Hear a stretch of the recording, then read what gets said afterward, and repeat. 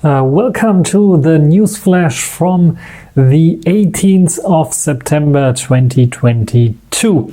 And this time around a special episode because I am using the Xperia 5 Mark IV to record this episode using the Sony Vlog monitor as well. So keep that in mind. I hope it will not overheat so far.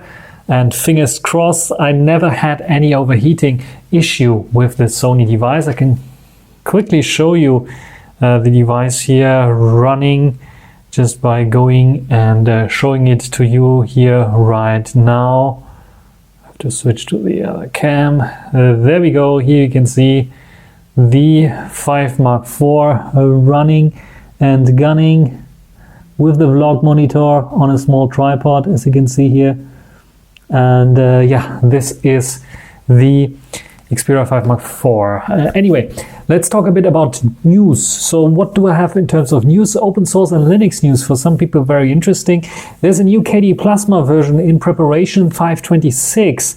5.25 is the current version. 5.26 will bring a new big screen option and it allows you to run Plasma specifically optimized for the television screen. If you have a television and you want to make it a little bit more smart by providing some video streaming services, other options, just like, for example, I want to go onto the website to read the news on my big television screen, you have now the option to do so.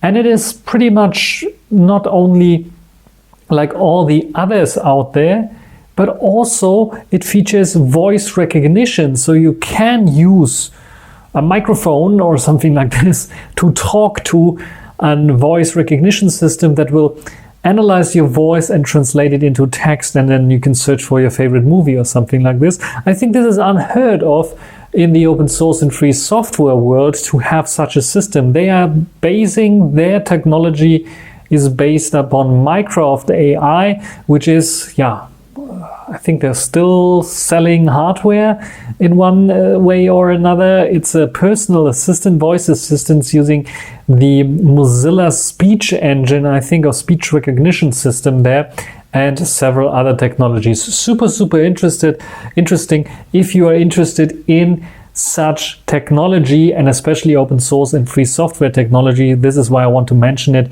Very interesting indeed. What we have next is the Motorola Edge 30 Ultra, which is like a completely different category now, back to mobile phones. The Motorola Edge 30 Ultra is out now. It is a relatively cheap device. It's a flagship device. This is why it's called a flagship device. This is why it's called Ultra. And this one is the first one with a 200 megapixel new Samsung sensor on board, which will provide you lots and lots of data. You can even shoot 200 megapixel images in RAW. So you can imagine the croppability, the possibility to zoom in and crop in and still have details in the shot. It's just amazing, mind blown. Even though the sensor is not the largest, it is still a large sensor, and it provides you with everything that you need basically. So we have a 1/1.22 inch sized sensor. Still a large sensor, not as large as the 1-inch IMX 989, for example, a bit larger than the Xperia 5 Mark IV here, not larger than the Xperia Pro I sensor, and some other devices as well. It comes with all the flagship specs. Interestingly enough, Motorola, or Lenovo, I think is the mother company of Motorola, they are the ones that equip their phones with 144 Hertz refresh rate displays, which is pretty interesting. So we get the typical 6.67 inch sized display OLED, but with 144 Hertz, which is nice. Peak brightness around 1000 nits, of course, and we have a resolution which is a bit of like higher than the 1080 than 1920. It's 1080 by 2400, so I think it's a stretched 21 20:9 aspect ratio that we get there. Of course, we get the Snapdragon 8 Plus Gen 1, unlike the Xperia 5 Mark IV, and we have various different versions with 8GB RAMs and 128GB internal memory. I don't think they have any micro SD card expansion slot there. And interestingly enough, and this is something very interesting for all Huawei Nova users, it has a 60 megapixel front-facing shooter as well, which is very, very interesting, though it doesn't have any autofocus on the front. Then besides the main 200 megapixel sensor, we have also a telephoto 12 megapixel sensor that allows you to optically zoom in 2 times, and then we have the ultra wide angle 50 megapixels, which also has a wide angle of view, 114 degrees, a little bit of a smaller sensor. I'm not even sure if it has like macro photo capabilities, so you can take macro photos with it. Because there's nothing written about their autofocus capability.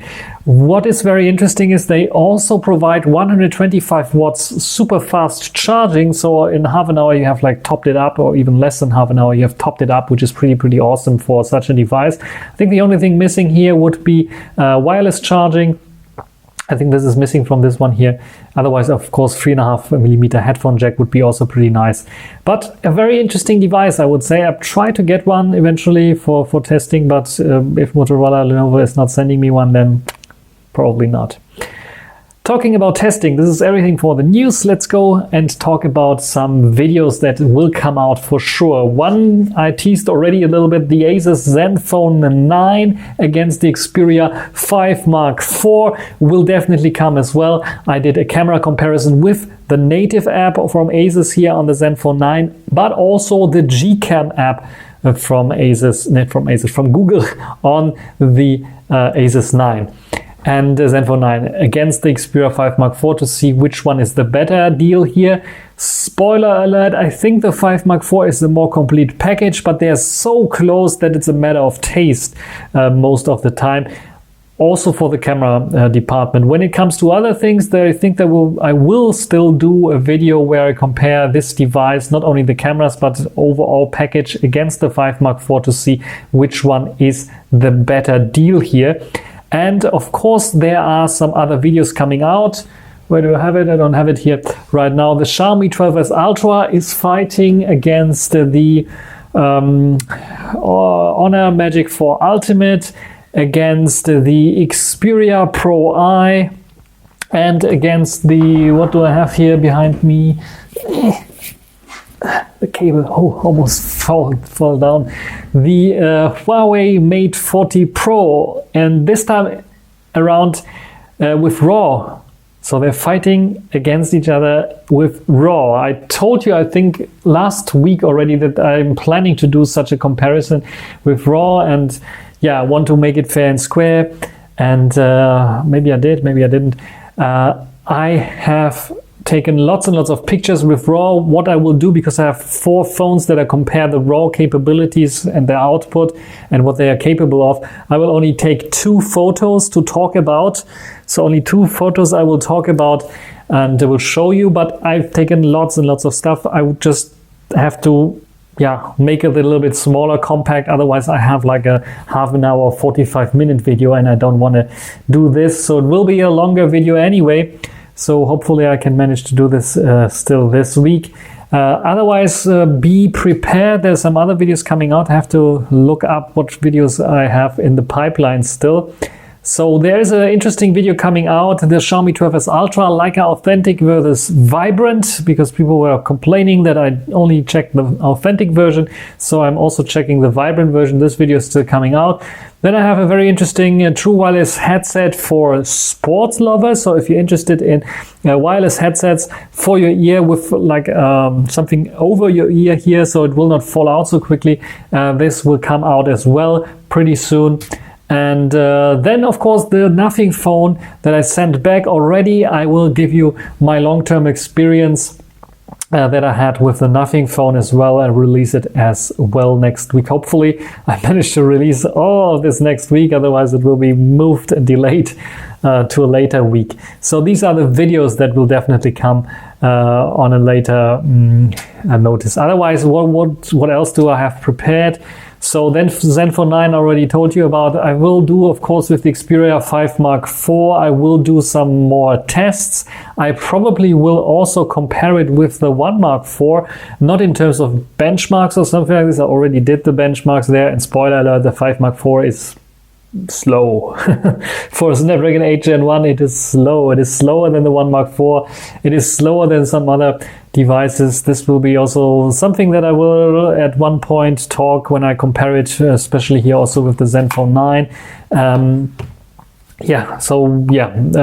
I will compare it here, especially to see if this telezoom camera on the 1 Mark IV is really better than this one telezoom camera, or this has like two multiple or variable zooms. What is it, 85 to 125, and here I have only 60mm on the 5 Mark IV. I will check out at the same kind of distances or same kind of zoom levels which one is better in terms of zoom and has better reachability, but probably this, but also which one has the clearer picture and which one is more useful for if you want to zoom into something. Especially also portraits and so on might be very interesting to get to know this. So this will be tested against the 1 Mark IV for sure, and as well probably against the 1 Mark III, because I don't have the 5 Mark III here, but as the 1 Mark III and the 5 Mark III is basically the same camera setup. I just want to test it against the 1 Mark III to see if the older zoom lens and the older setup is superior to the new setup, or the new setup is superior to the older setup. So this might be like a proxy war or proxy comparison, the 5 Mark IV against the 5 Mark III, even though I'm using the 1 Mark III for the 5 Mark III as a replacement. Just my crazy idea that I have here right now. And I'm talking so long because I want to check out if there's any overheating. I see the battery running out on the 5 Mark IV. So this is something that Sony needs to fix a little bit, because I think the battery life could be a little bit better. And I think in earlier versions that were reviewed by some reviewer, the battery life was a bit better. So here I have to check this again. But roughly what I get right now is like 8 to 9 hours on screen on time, which would get me through the day, definitely for sure. But I have a bit the feeling that here the Zenfone might have a little bit of more juice. But this is something that I have to check out still, and probably will talk about in my comparison 5 Mark IV against the Zenfone 9 as well. Otherwise, what I can tell you about the overheating, there's no issue on the 5 Mark IV. What I can tell you right now, but it's also getting winter here for some reason. The autumn is not skipped this year or something. We had like 30 degrees a few weeks, and now we have 13. So it's like super awkward, super odd, and I cannot really do my usual tests with the 5 Mark IV outside, walking around for half an hour and to see if it overheats, if I even get to half an hour. And so I'm doing this here indoors now. You know, the temperature drill, I think it's 24 degrees inside here. And this is the 5 Mark IV, not even sweating, not even showing me any overheating sign or heat warning, high heat warning. So I think they did something with the processor, with the cooling of the processor. I think it's a tiny bit better than on the 1 Mark IV for sure. The other thing is, as I get now the overheating, not the high heat warning, now I have 13 minutes here on the 5 Mark IV, I think that they also are not running the Snapdragon 8 Gen 1 on full power on the 5 Mark IV, where here they are doing it. Hence, I have higher values here in benchmarks for sure. Temperature wise, I don't see much of an issue, and I don't see much of a difference to the 1 Mark IV, which might be either good or bad. I'm not sure about this right now. I hope they have worked on the cooling solution on the 5 Mark IV. Definitely will test it. We'll keep an eye out for this. And this is basically everything now. We have now 14 minutes recording time, and I think if I reach 15 minutes, which will be probably in a minute, if I can't collect correctly, then I would call it no overheating issue so far with the 5 Mark IV. This is not excluding the possibility that it might overheat, because every phone will overheat at one point. This is now 4K 30. I have the vlog monitor on the back here, which also eats a little bit of power, and this, yeah, because it has to go through the USB-C port, this also means it is heating up the device a little bit. But overall, I think I'm pretty optimistic when it comes to the 5 Mark IV not overheating. And that's basically it. Nothing more to talk. This is the news flash from the 18th of September 2022. And if you have some comments, questions, especially regarding the 5 Mark IV, but also other devices, I still have my P50 Pro here lying around, for example. I'm eagerly waiting to getting my hands on the Mate 50 Pro eventually at one point. And yes, the iPhone 14 Pro. Eventually, I will get my hands on this one as well, just to see if it can even beat the P50 Pro, because we remember I did a video comparison between the 13 Pro and the P50 Pro, and in my opinion, the 15 Pro, the 50 Pro won. Some people were a bit disappointed, but now I see comparisons 13 Pro against 14 Pro, and the 13 Pro wins, so would mean the 14 Pro is even worse. Maybe it gets a software update, iOS 16.1 or something like this, fixes everything, but we will see. Definitely don't buy an iPhone 14, because front-facing camera has now AF, but quality difference you will also see in this review with, just a spoiler alert, Zenfone 9 and the Xperia 5 Mark IV. Not so big of a difference as you might would think. And as well as with the back-facing cameras on the iPhone 14, just don't buy the iPhone 14, just buy the iPhone 13. Otherwise, Apple is screwing you, and you, let yourself screwed. So don't let yourself screwed. That's everything for this video. Hope you enjoyed it. Thanks for watching. Until the next time. Bye.